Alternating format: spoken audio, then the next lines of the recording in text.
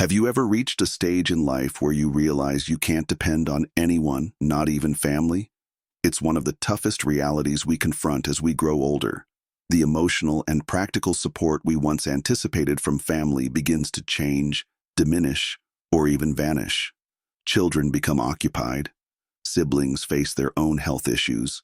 Friends relocate, fall ill, or pass away. Suddenly you find yourself questioning, who is truly there for me? This question can feel overwhelming if you're unprepared, but here's the positive side. You can prepare yourself.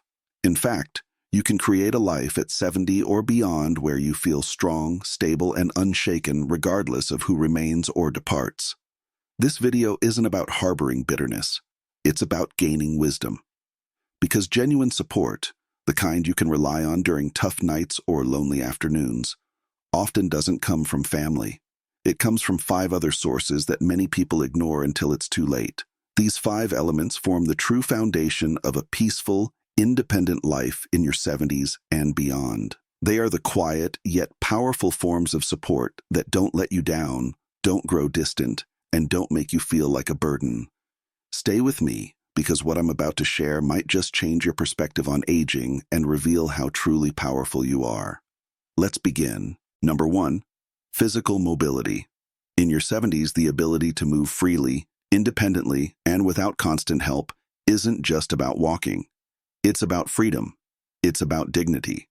And in many ways, it's the most crucial support you can have that doesn't depend on anyone else.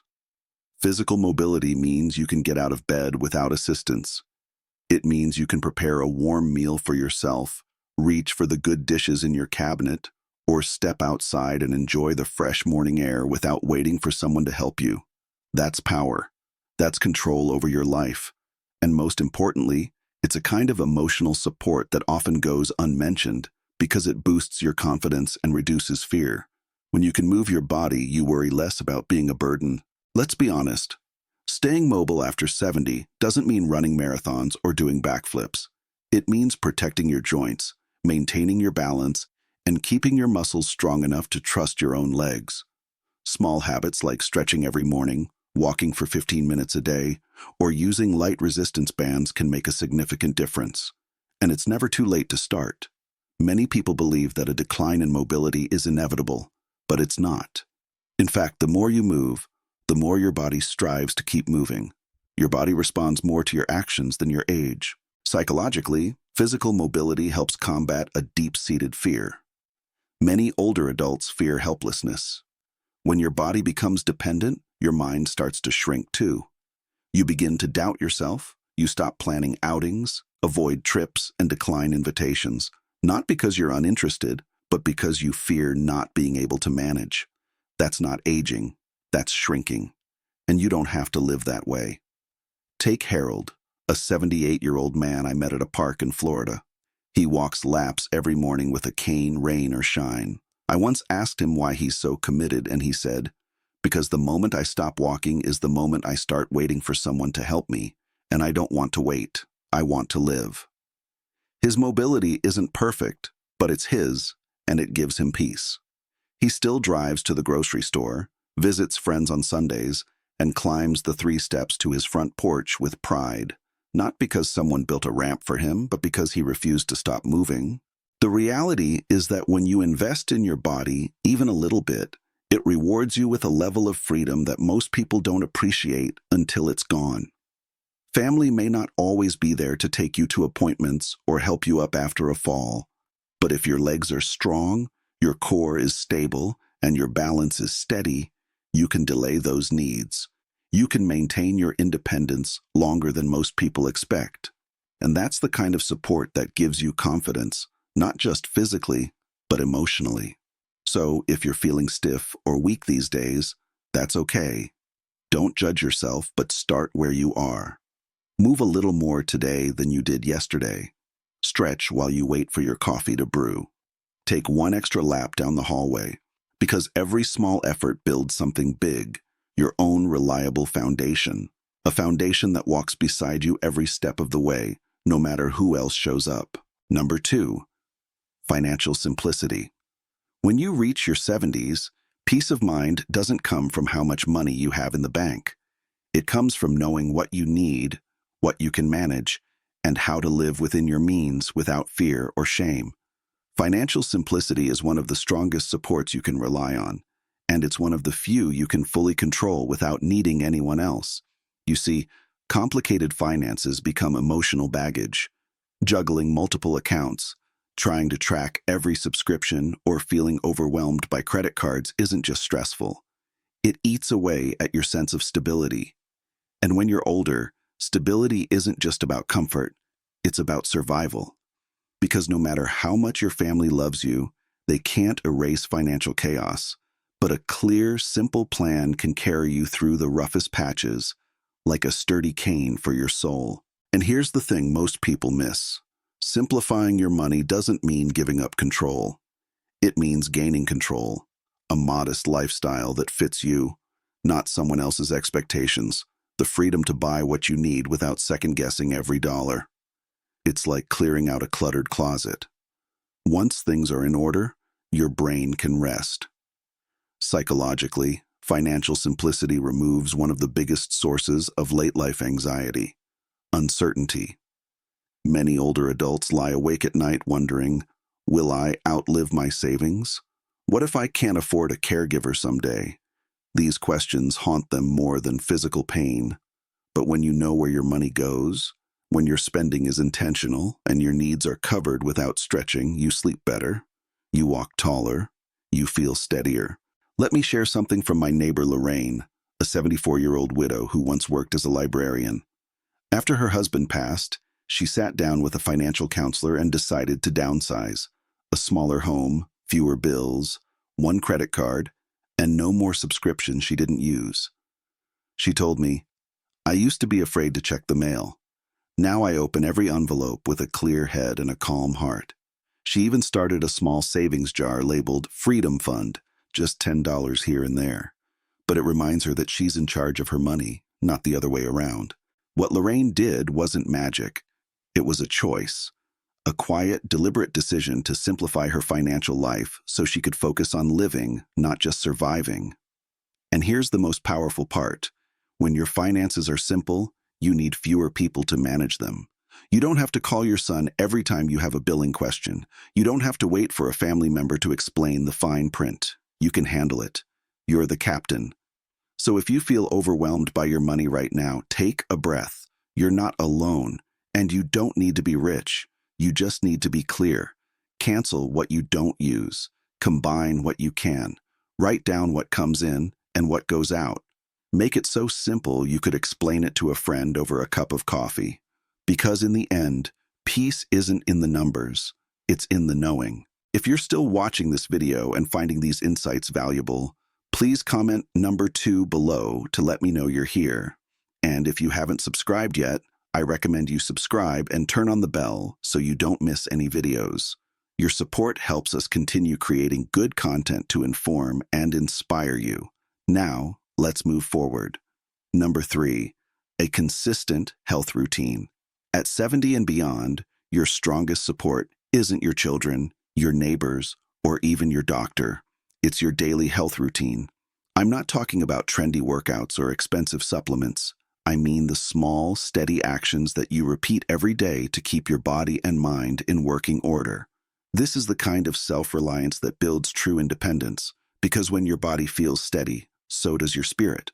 You see, many people wait until something goes wrong before they start paying attention to their health. But that's like patching a leaky roof during a thunderstorm. It's reactive, and it keeps you in crisis mode. A consistent routine flips that. It puts you in charge. When you walk every morning, drink your water, stretch your legs, take your medications on time, and eat what fuels you, not what fills you, you are creating a rhythm of respect for yourself. And that rhythm carries you forward on the days when motivation is low and the body feels heavy. There's a hidden power in routine, especially in later years. Psychologically, routines reduce anxiety because they remove decision fatigue. You don't have to ask yourself, should I do this today? You just do it. That predictability creates stability, which leads to confidence. And confidence is what keeps you from feeling like a burden on others. It lets you say, I'm still capable, I'm still in motion, and I still take care of me. Let me tell you about Frank, an 81-year-old former electrician I know. Every morning at 6 a.m., he makes a cup of green tea, does 15 minutes of chair stretches, takes his morning meds, and goes for a 30-minute walk around the block, rain or shine. He told me once, it's not about exercise, it's about telling myself every morning that I still matter. That hit me because Frank's routine isn't about fitness, it's about identity, about staying connected to the part of himself that refuses to quit just because the years are adding up. And here's something you might not realize. When you have a routine, you actually need less help, not more. You're less likely to forget your pills, less likely to have falls, less likely to feel lost in the day. It's like building a sturdy path in a foggy forest. Even when things feel unclear, your feet know where to go because they've walked it every day. That's real support, and it doesn't depend on anyone but you. Of course, some days are harder than others. Your joints ache, or your energy dips, or the weather keeps you inside. That's okay. The routine can be flexible. What matters is not perfection, but consistency. A little walk around the house, a few deep breaths by the window, drinking a full glass of water before bed. These aren't big tasks, but together they become a net that catches you, holds you up, and keeps you moving forward with grace. So, if you're feeling stuck or you've let your routine slide lately, start small. One habit, one action. Because every time you show up for yourself, you're proving that you are your own best caregiver. And that's a kind of support no one can take away. Number 4, emotional resilience. If there's one form of support that grows more valuable with age, it's emotional resilience. Not money, not even health. Because when your emotions are strong, you can weather just about anything. Loneliness, grief, setbacks, and yes, even the disappointments that sometimes come from family. Emotional resilience is what lets you sit in silence without feeling empty and face hardship without feeling destroyed. At 70, life has likely already thrown you a handful of losses, maybe more. A spouse passing, children drifting away, health declining. And the mistake many people make is thinking that emotional strength means never feeling sad. That's not it. Emotional resilience is about feeling deeply, but not being drowned by it. It's about letting the sorrow pass through you, not take root in you. This kind of strength doesn't come from pretending everything's fine. It comes from telling yourself, this hurts, but I can handle it. And the truth is, every time you do that, every time you sit with pain without running from it, you become less afraid of what's next. That's powerful. That's liberating. You're not leaning on others to carry your sorrow. You're learning how to hold it without it breaking you. Let me share a story. There's a woman named Eileen, 77, who lost her husband 5 years ago and lives on her own now. I asked her once, "What gets you through the hard days?" She said, "I light a candle every night, not because I'm religious, but because it reminds me I'm still here. I cry some nights, I laugh others, but I always tell myself, you made it through today." That small ritual is her way of honoring her pain without letting it swallow her. That's resilience. You see, emotional resilience isn't just about surviving the big tragedies. It's about managing the small disappointments too. When your son doesn't call, when a friend moves away, when you realize you can't do what you used to, if you crumble every time something shifts, life becomes too painful to enjoy. But when you have emotional strength, you gain freedom. You're not at the mercy of other people's choices or the world's changes. You're steady because you choose how to respond. Psychologically, emotional resilience rewires your brain. It helps your thoughts slow down. It teaches your nervous system not to overreact. It builds confidence that you can face uncertainty and still be okay. And in older age, when so much is uncertain, that's one of the most valuable gifts you can give yourself. Now, if you're wondering how to build emotional resilience, it starts with awareness. Talk to yourself with kindness. Allow your feelings to be real, but don't let them run wild. Find small grounding routines like writing in a notebook, walking in nature, or simply putting on music you love. And remind yourself often that you've survived every hard thing up to now. That's not luck. That's strength.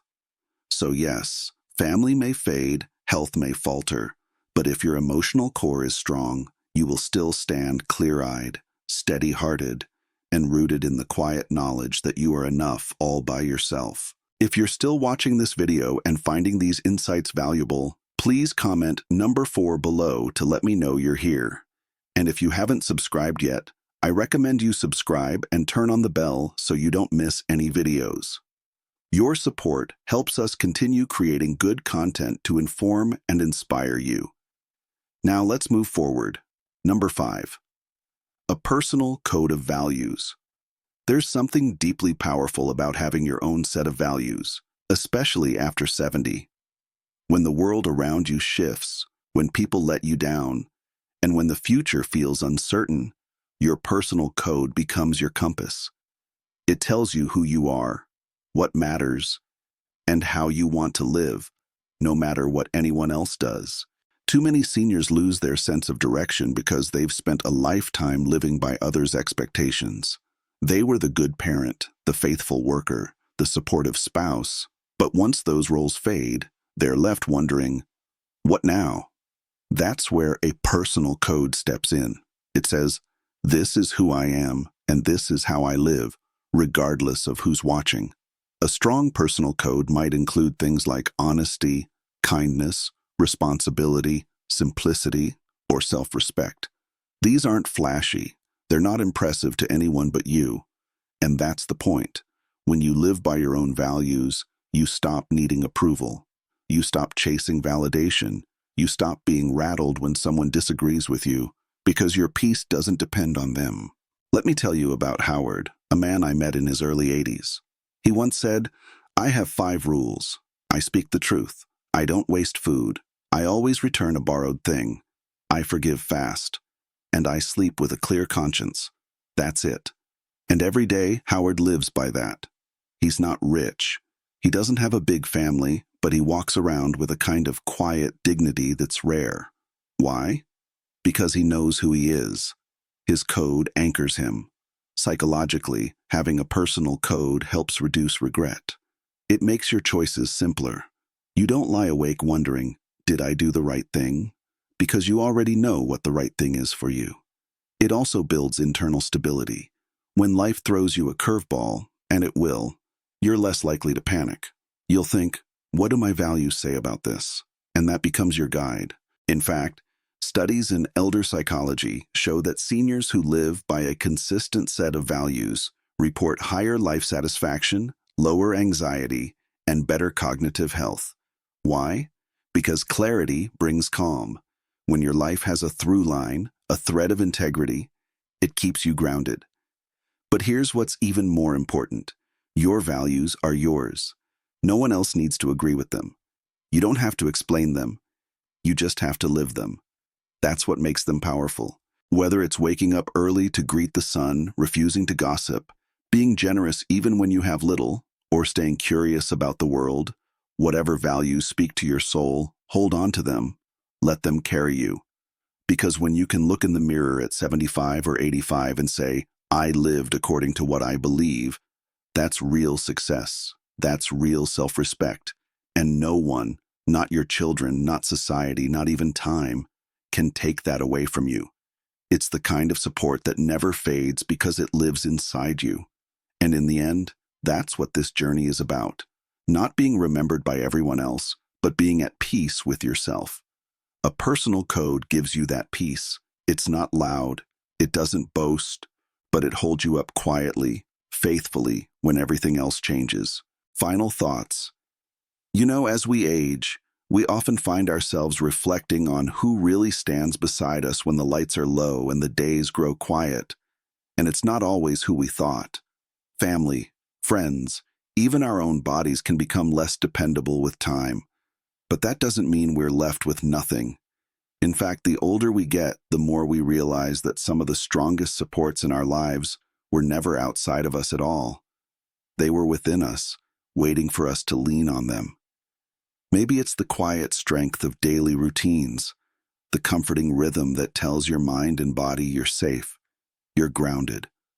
Or maybe it's the joy of small pursuits, things that make the hours feel meaningful, even when no one else is around. These are not just hobbies, they're lifelines to our own identity and purpose. Then there's physical self-maintenance. Something as simple as keeping your legs strong and your meals balanced can spell the difference between independence and dependence.